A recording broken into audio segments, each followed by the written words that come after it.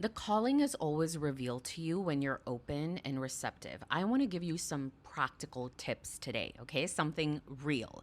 The most important thing to understand is this calling is very rarely a lightning bolt moment. In my experience, it comes through so subtly, and that's why you have to be so aware and connected to yourself to allow your purpose and your calling to unfold. But that's not to say that it cannot come in that other way as well, right? I think it was Michael Jackson who said that he would get an idea at 3 a.m. in the morning and immediately act on it because he said if he didn't do it, then Prince would do it, which basically means you are always surrounded by inspiration, ideas, and that spark of creativity. Our brain is basically the receptor. We are receiving these ideas from the quantum field of possibilities, right? So, how open are you to receive your calling? The calling will come when you are so deeply connected to life, to yourself, and everything around you. When you feel genuine joy, pleasure, aliveness, and this love for your life, your calling and your purpose will unfold. One of the best exercises for this is Julia Cameron's morning pages from The Artist's Way.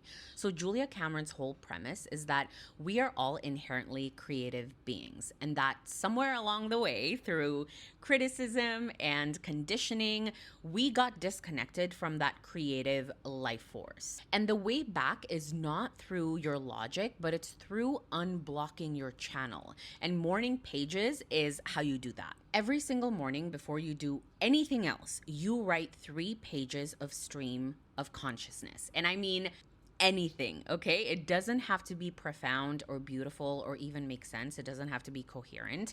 You write whatever is in your head, the mundane stuff, the anxious stuff. Even if you don't know what to write, literally keep writing I don't know what to write on your paper. The idea is you just keep the pen moving. And what happens over time, according to Julia Cameron, is something super interesting, because when you do this consistently, something starts to clear from your subconscious. All the noise, all the mental clutter, they start to move through you and onto the page instead of just circling or looping endlessly in your head. And once you quiet down that noise, things start to come through.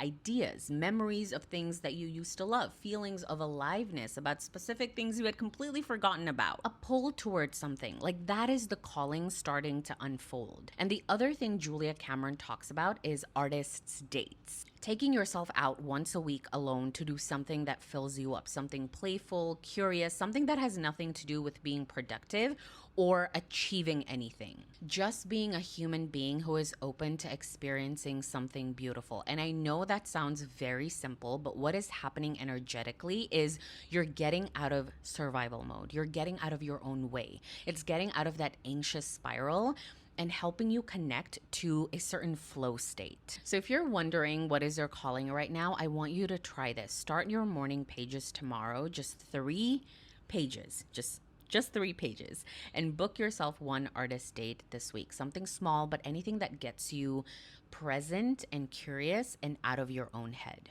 That is the beginning of finding your way back to yourself. Let me know how it goes.